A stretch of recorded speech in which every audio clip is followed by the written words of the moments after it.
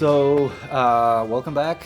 It's been a hot minute since we filmed. Part of it is my fault, we've been super busy, but we're back. The shop looked a mess this morning, so me and the guys did a nice cleanup on the floor. It smells fresh, looks good. So today we're gonna work a little bit on this beautiful 911. It's a 2014 Turbo S.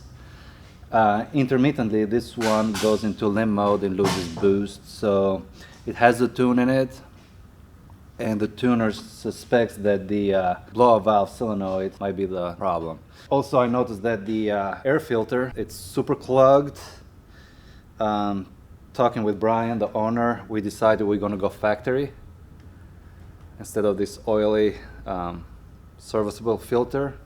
We're gonna give it a try. We're still gonna keep this one, but we're gonna try the factory filter first and see how the car reacts. So we're gonna change the solenoid, put the bumper back, and go drive it. So basically this is the valve according to the tuner. It's heavy. Maybe they updated it, I don't know. But basically what it does, when you overboost it, this one opens up, lets the vacuum go through the diverter valves and pretty much let the overboost come out, and that's where you hear the psst noise.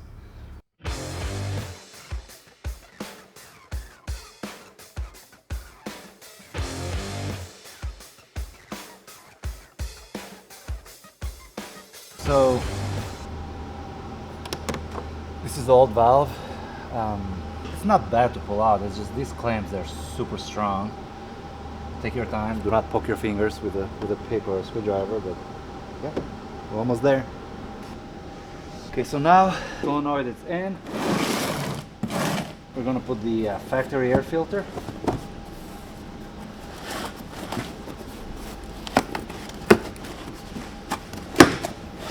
Reassemble the bumper, clear the codes, and then go drive it.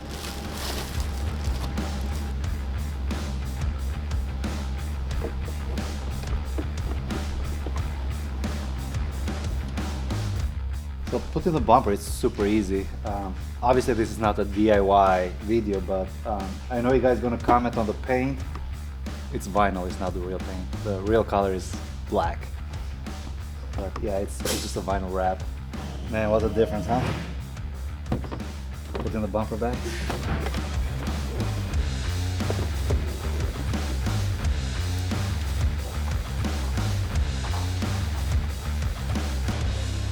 So everything is back together. I'm gonna wash my hands, connect the battery charger, clear all the codes, and then go for a test drive.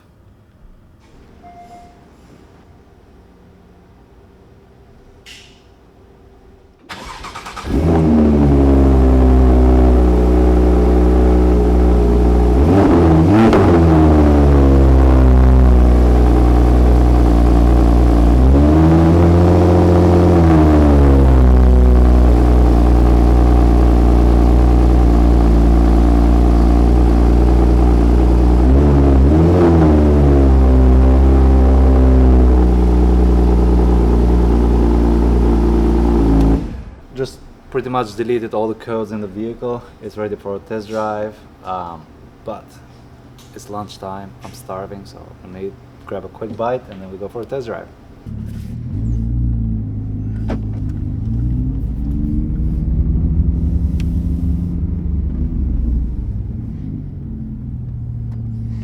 No, obviously I'm not gonna drive it like Brian.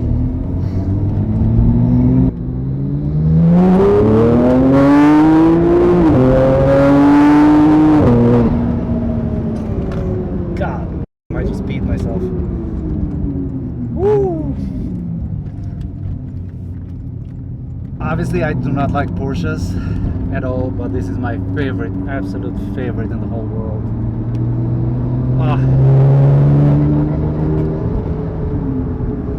Oh, this drives unbelievable. According to Brian, the problem is intermittent, so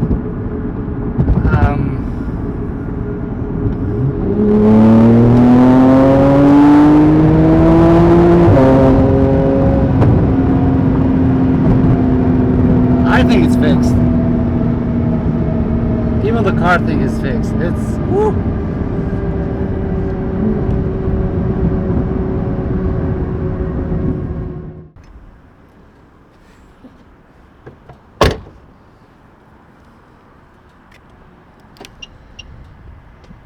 That was an awesome ride. Awesome. Whew. Yeah.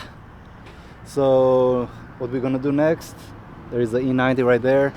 Has a starter problem. It's intermittent, but it needs a starter, so I'm gonna tackle that now.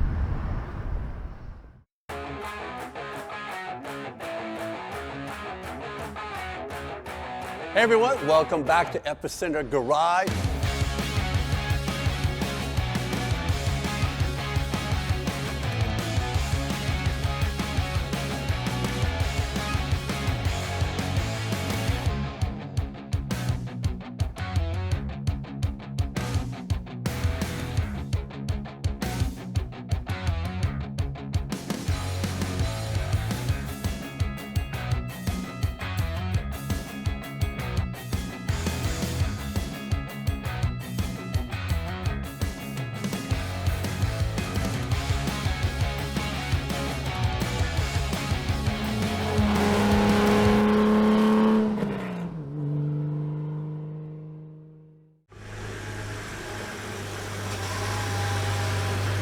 Our next vehicle is going to be a 2011 335 Xi. I used to have one just like it, same color, same everything. They're awesome cars. The starter is on its last leg, so we're going to do that real quick. Obviously on every BMW, I mean, you have to pull the intake out to get to the starter because it's sitting right underneath here. Battery just died. On the N55 and N54s, the whole intake has to come out. On the N52, N51, you just kind of push it to the side, it gives you enough room. But this one, you have to take it completely out. So, hey John? What up? There was a Chinese coil, that's why it wouldn't come out. Oh, really? Yeah. Pretty much in every video, I talk about Chinese parts being installed on the vehicles. Yeah, I just almost busted my pinky pulling the coil number 6 out on that X3 where John is doing a valve cover. Because it was a Chinese part, it wouldn't even budge coming out, so we had to kind of break it. So yeah, always use OEM, man. It's not worth it. You only save probably 20%, 30%. It's not worth it. So now we're just going to disconnect the fuel lines. Because the fuel rail has to come out. Shut up, Ben! One more. He said one more! Everywhere.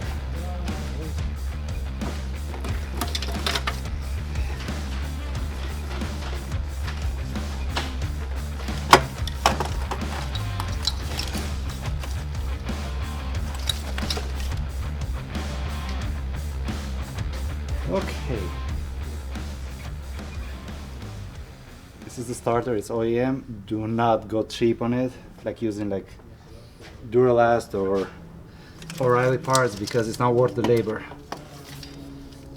I just took a peek inside the intake valves and I'm surprised, I mean I'm happy too, that there is no carbon buildup whatsoever in these. Even on my X5 when I did the starter not too long ago, same thing, it's super clean on the intake valves. N55. It's one of my favorite engines. I think the mileage on this one is 115. Before I put all the plastics together, I'm just gonna throw the air box in there. Make sure that the car starts and there is no fuel leaks.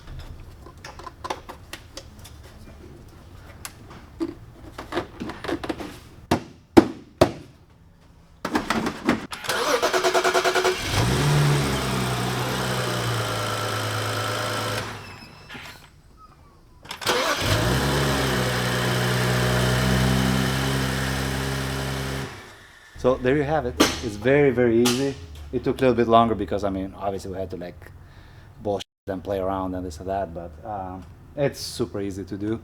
Make sure always use OEM parts. If it's your first time doing it, just make sure take pictures, watch videos, and just take your time. Thank you.